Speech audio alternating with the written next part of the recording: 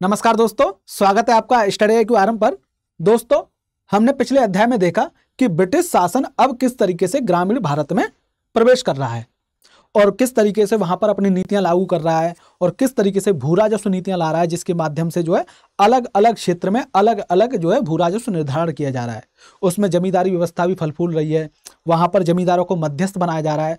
तो कहीं पर जो है किसानों से सीधा कर वसूला जा रहा है, तो कहीं गाँव के मुखिया से जो वसूला जा रहा है।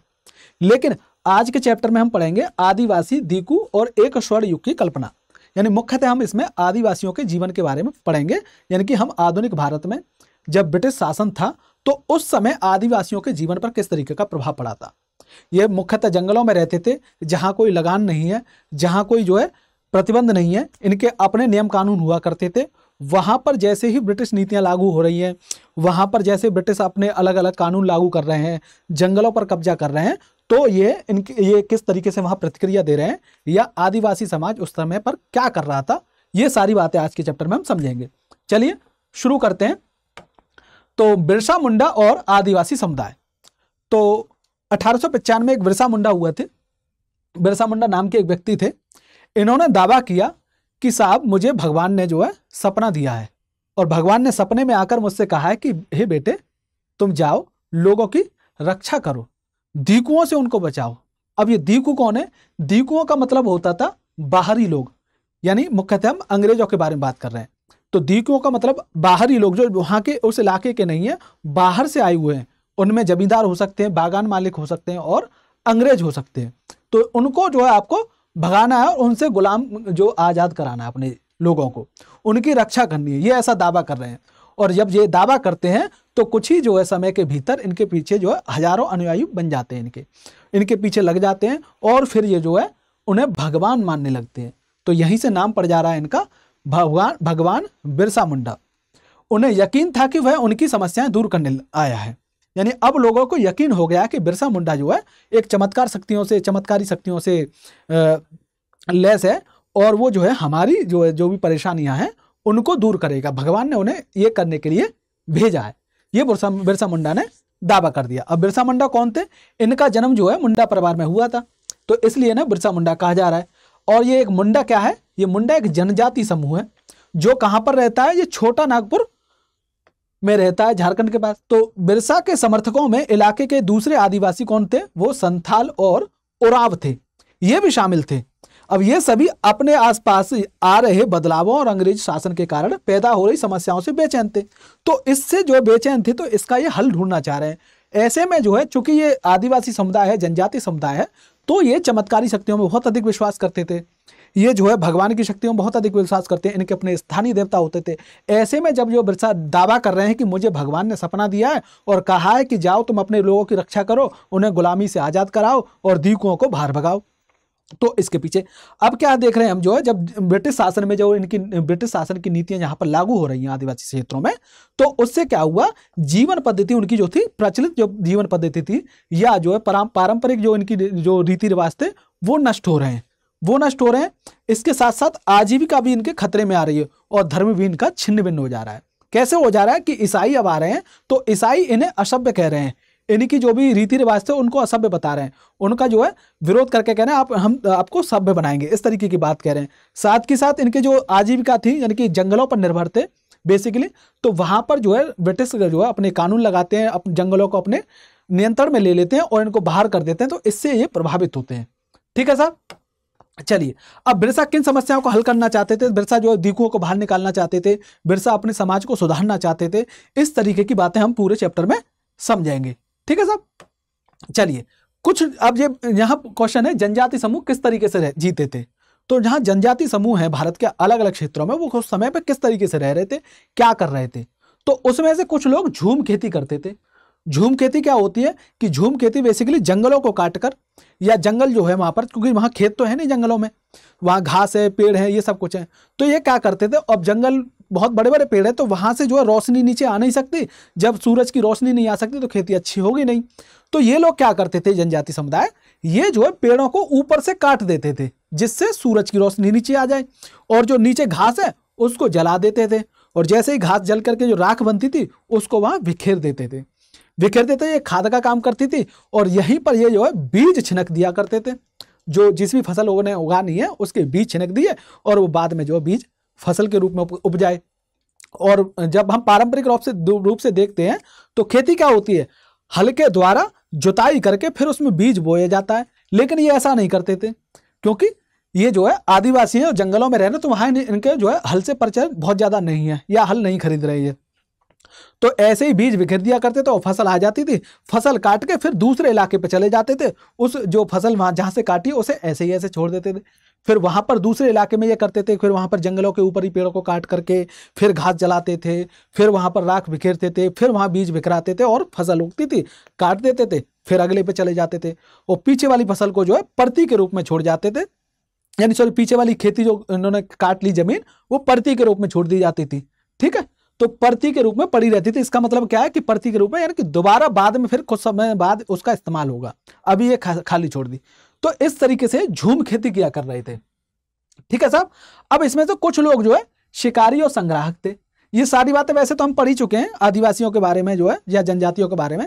तो कुछ लोग शिकारी या संग्राहक थे, क्योंकि जंगल की संपदा पर निर्भर है, तो जंगलों में जानवरों को मार करके खा रहे थे या और साथ के साथ जो जंगलों में फल पेड़ फूल जो उग रहे हैं उनको संग्रह करते थे, उन्हें खाते पीते थे। तो ऐसे में जो है एक खोंड समुदाय था, जो उड़ीसा के जंगलों में रहने वाला खोंड समुदाय इसी तरह का एक समुदाय था। ये क्या करते हैं, टोलियां बना करके शिकार पर निकलते थे और शिकार करके जो इनके पास आता था फिर उसे आपस में बांट लिया करते थे। वे जंगलों से मिले फल और जड़ें खाते थे।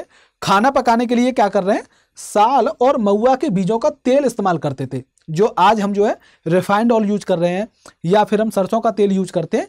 ये लोग क्या कर रहे थे उस समय पे, ये लोग कर रहे थे साहब साल और महुआ के बीजों से जो तेल निकल रहा है उसे खाना पकाने के रूप में यूज कर रहे हैं ऐसे। और इसके अलावा कुछ स्थानीय बुनकर हुआ करते थे वहां पर, और कुछ चमड़ा कारीगर हुआ करते थे। इन्हें कपड़े और चमड़े को रंगने के लिए जो रंग की जरूरत पड़ती थी, तो वो जो है प्राकृतिक फूलों से यूज निकालते थे उस रंग को, या प्राकृतिक फूलों के रंग का इस्तेमाल करते थे। तो जब इन्हें ये फूल और ये रंग के लिए फूलों की आवश्यकता पड़ रही है, तो ये इन्हीं समुदाय से कहते थे, खोंड समुदाय से। तो उसमें जो कुसुम और पलाश के फूलों की जरूरत होती थी, तो वे खोंड समुदाय के लोगों से ही कहते थे कि साहब हमें फूल चाहिए, और ये उन्हें फूल ला करके देते थे। परती के बारे में मैंने आपको बता ही दिया। अब देखिए ये समुदाय जब, अब चूंकि ये जो है क्या है, ये शिकारी और खाद्य संग्राहक हैं, जंगलों से शिकार कर रहे हैं और वहीं से कुछ जो है फल फूल जो भी मिल जा रहा है वो खा रहे हैं अपना। लेकिन इसके अलावा भी तो इन्हें चीजों की जरूरत पड़ती होगी।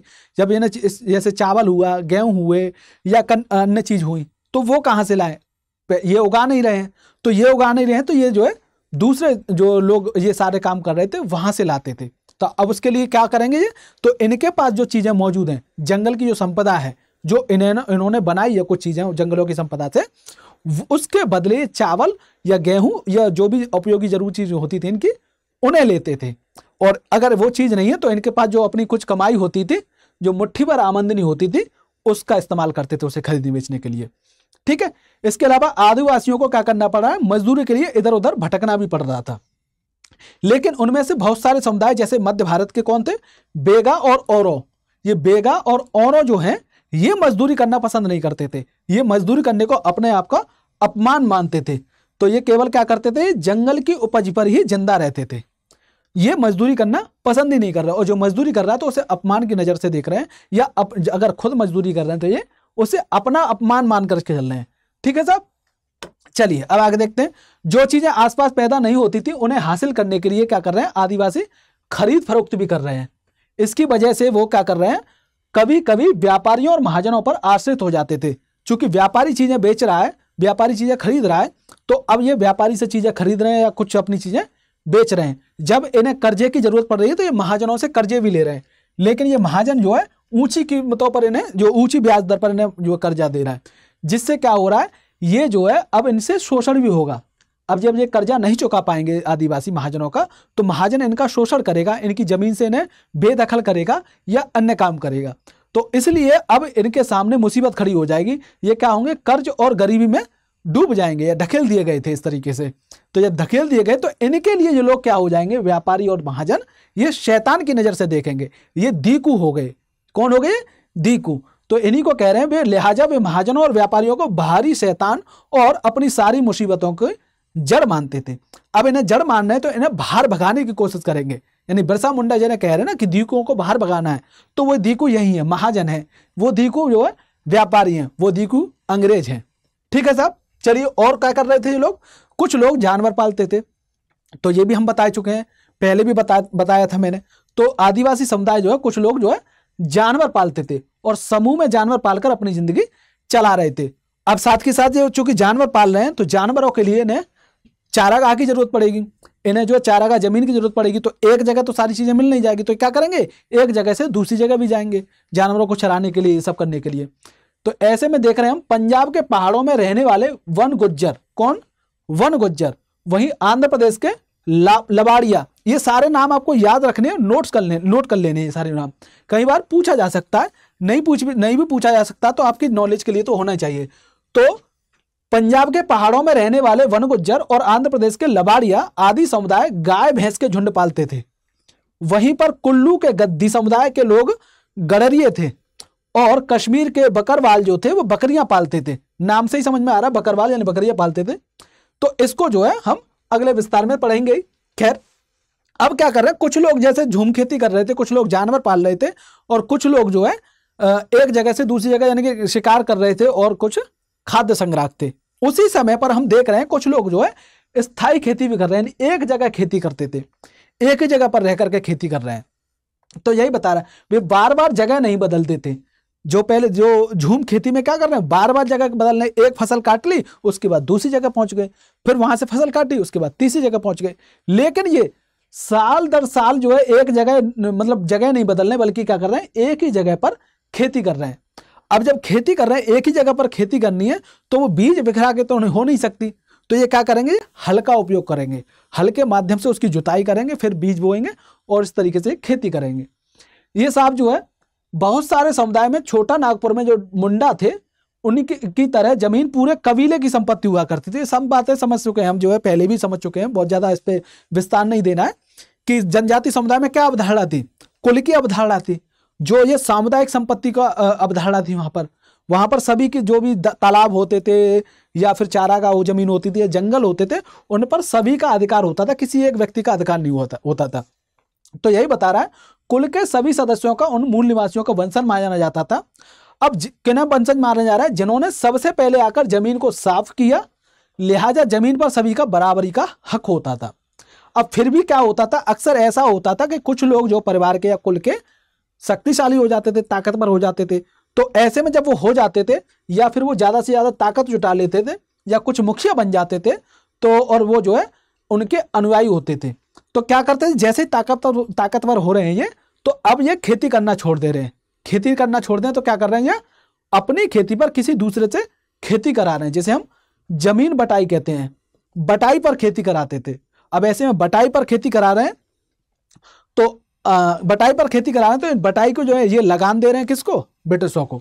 तो ये सारी बातें आपको समझ में आ रही है, ठीक है साहब। अब आदिवासी मुखियाओं का क्या हुआ, जब ब्रिटिश शासन में अलग अलग नीतियां बन रही हैं, तो आदिवासियों को अपने एक मुखिया होता था, जैसे हम बिरसा मुंडा के बारे में पढ़ेंगे अभी, ऐसे ही अलग अलग जनजातियों के अपना एक मुखिया होता था। तो उन मुखियाओं का क्या हुआ, यही बता रहे हैं। तो साहब देखिए, उनके पास औरों से ज्यादा आर्थिक ताकत होती थी। मुखिया के पास स्वाभाविक बात है, तभी वो मुखिया बन रहा है, उसके पास ताकत जो है अन्य लोगों के अपेक्षा ज्यादा होगी, इसलिए वो मुखिया बना है या उसे मुखिया के तौर पर चुना गया है। वो अपने इलाके पर नियंत्रण रखते थे, कौन, मुखिया। वो साथ के साथ सेना भी रखते थे, यानी अपनी पुलिस ही होती थी। वे जमीन एवं प्रबंधन, वन प्रबंधन के स्थानीय नियम भी बनाते थे। तो ये जनजाति समुदाय अपने नियम कानून भी बना रहे हैं, जिसमें मुखिया जो है इसमें प्रमुख भूमिका निभाता था। तो अपने जो है किसके लिए, वन प्रबंधन के लिए अपने क्या कर रहे हैं, नियम और कानून बनाते थे। लेकिन जब ब्रिटिश शासन आ रहा है, तो ब्रिटिश शासन क्या कर रहा है, अब इन्हें जो है अपने नियंत्रण में लेने की कोशिश कर रहा है। तो ब्रिटिश शासन के तहत आदिवासी मुखियाओं के कामकाज और अधिकार काफी बदल गए थे। अब किस तरीके से बदल गए हैं, उन्हें कई कई गांवों पर जमीन का मालिकाना तो हक मिला, लेकिन वो ब्रिटिश अधिकारियों के अधीन मिला। ब्रिटिश अधिकारियों के अधीन रहकर काम करने की उन्हें आजादी मिली, वैसे नहीं मिली है, ठीक है।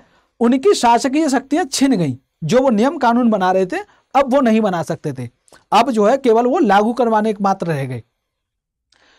उन्हें ब्रिटिश अधिकारियों द्वारा बनाए गए नियमों को मानने के लिए बाध्य कर दिया गया। उन्हें अंग्रेजों को नजराना देना पड़ता था, साथ के साथ गिफ्ट वगैरह भी दे रहे हैं। और अंग्रेजों के प्रतिनिधियों, अब ये हमें सारी बातें बताने की आवश्यकता तो नहीं है ना आपको, नजराना वगैरह क्या चीज होती है, क्योंकि हम इसे हर बार जो पढ़ रहे हैं, नजराना का क्या मतलब है, ये छोटी छोटी बातें हैं ना।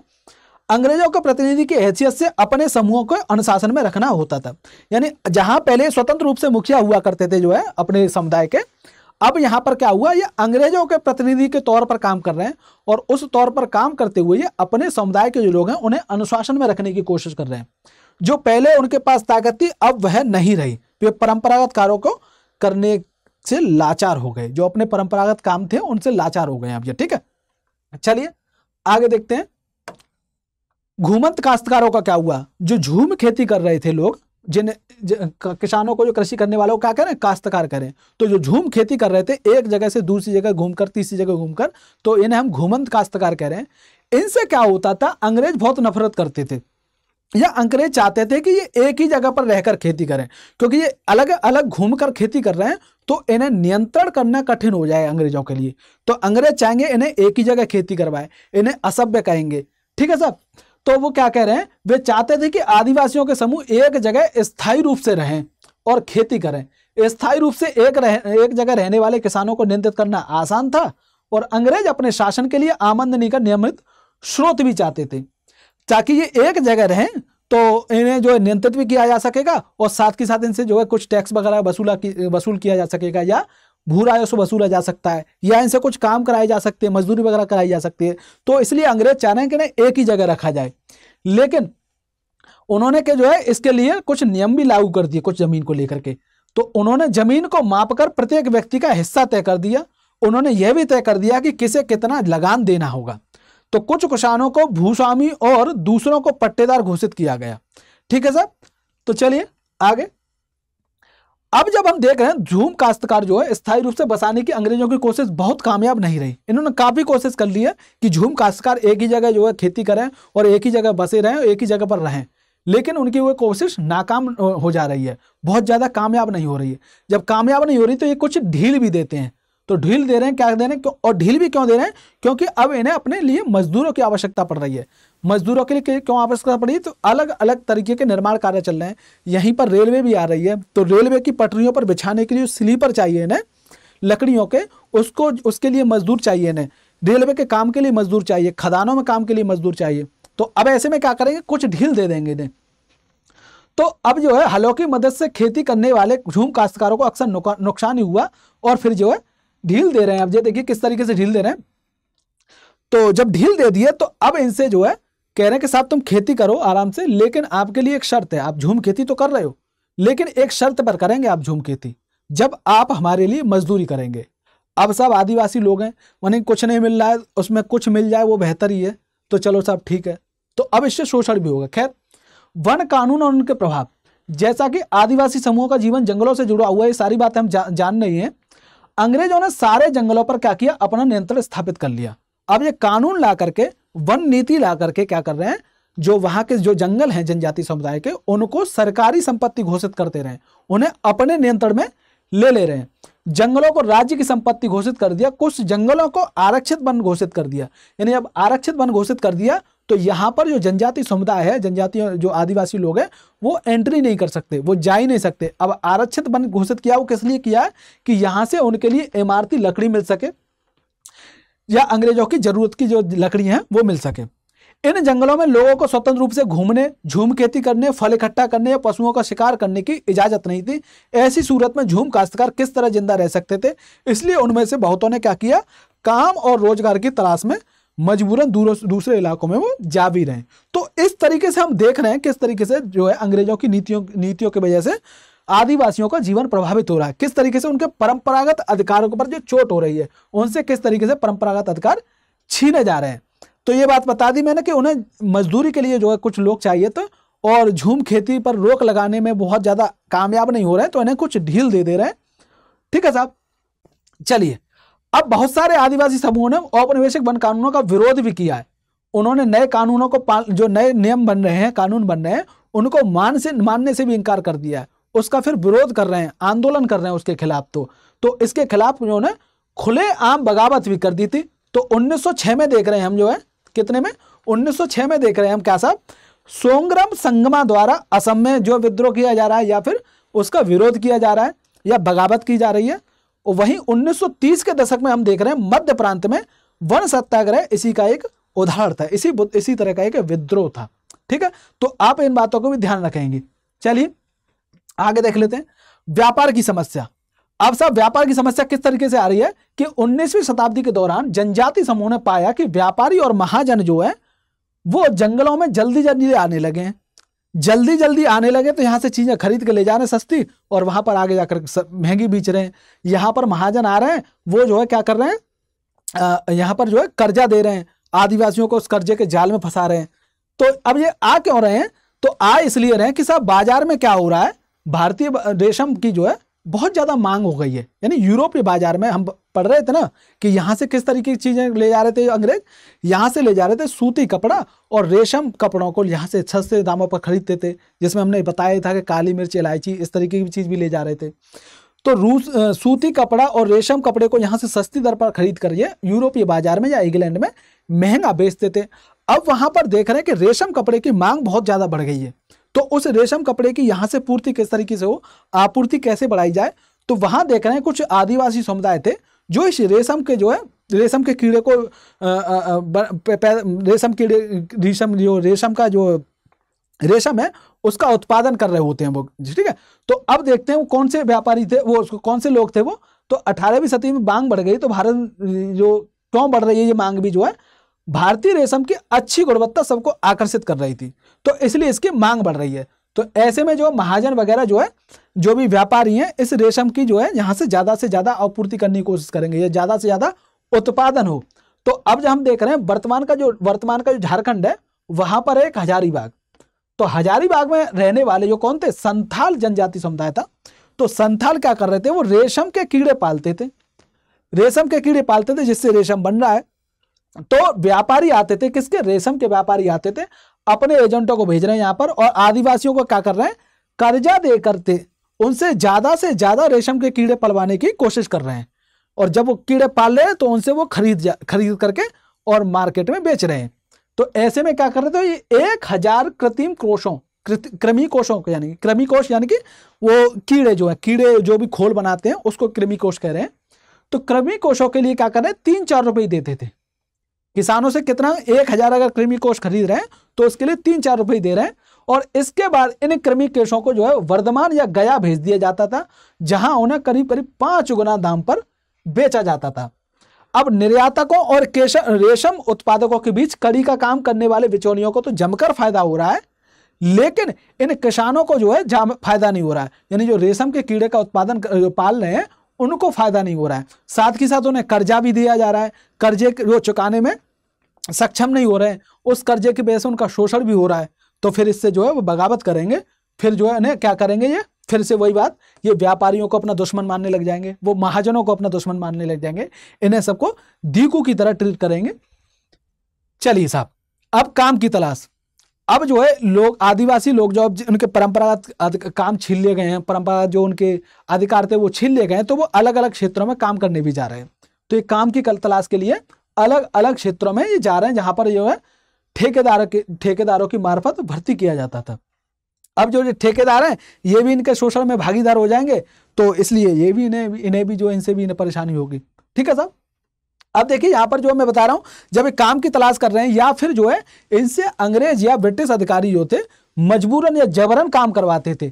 तो जबरन काम करवाते तो इन्हें कैसे कामों में लगाया जा रहा है, इन्हें रेलवे के काम में लगाया जा रहा है, इन्हें सड़क निर्माण कार्य में लगाया जा रहा है, या फिर इन्हें खदानों में लगाया जा रहा है। तो खदान जो खनन करने के लिए, तो यहीं पर एक उदाहरण दिया जा रहा है कि किस तरीके से कठिनाई भरा काम था ये, किस तरीके से दम तोड़ू काम था। तो यहाँ पर ज्यादातर आदिवासियों को इसमें लगाया गया। तो देखिए यहाँ पर एक आंकड़ा दिया गया, 1920 के दशक में बिहार के जो झारिया और रानीगंज की जो कोयला खदान थी उसमें काम करने वाले लगभग 50% से अधिक जो लोग कौन थे, वो आदिवासी थे। तो यह आंकड़ा आपको याद रख लेना है। अब ये आदिवासी थे सबसे ज्यादा, तो और यहाँ पर ये दम घोटू काम हुआ करता था। तो ये 1920 के दशक में हम देख रहे हैं देश की कोयला खदानों में हर साल कितने लोग मारे जा रहे हैं, करीब 2000 से ज्यादा लोग मारे जा रहे थे, 2000 से ज्यादा मजदूर मारे जा रहे हैं। ठीक है साहब, चलिए अब 19वीं और 20वीं शताब्दियों के दौरान देश के विभिन्न भागों में जनजाति समूहों ने बदलते कानूनों का, अब ब्रिटिश जो कानून बना रहे हैं उनका और अपने व्यवहार पर लगी पाबंदियों का, नए करों और व्यापारियों के जो व्यापारी और महाजन थे उनके द्वारा किए जा रहे शोषण के खिलाफ कई बार बगावत कर रहे हैं। तो इस तरीके से जनजाति जो समुदाय है वो विद्रोह भी कर रहा है, उनका विरोध भी कर रहा है, बगावत भी कर रहा है। तो इसी में उदाहरण देख रहे हैं हम, तो 1831 और 32 के बीच में कोल आदिवासी विद्रोह कर रहे हैं। वहीं पर हम 1855 में देख रहे हैं तो संथालों ने जो बगावत कर दी है। वहीं पर आगे देख रहे हैं तो मध्य भारत के जो है वस्त्र विद्रोह देख रहे हैं, जो कब हुआ 1910 में हो रहा है वो। और ऐसे ही 1940 में महाराष्ट्र में वर्ली विद्रोह हो रहा है। ये सारे आप नोट कर लेना, ठीक है। और वहीं जो है बिरसा जिस आंदोलन का नेतृत्व कर रहे थे वह भी इस तरह का आंदोलन था। तो बिरसा जो आंदोलन कर रहे थे उसका नाम क्या था, उसका नाम जो है उलगन विद्रोह के नाम से भी जानते हैं, या इसी को महान हलचल के नाम से भी जानते हैं, महान हलचल। तो इसलिए इसी को हम जो है मुंडा विद्रोह के नाम से भी जानते हैं। किसको जानते हैं मुंडा विद्रोह, या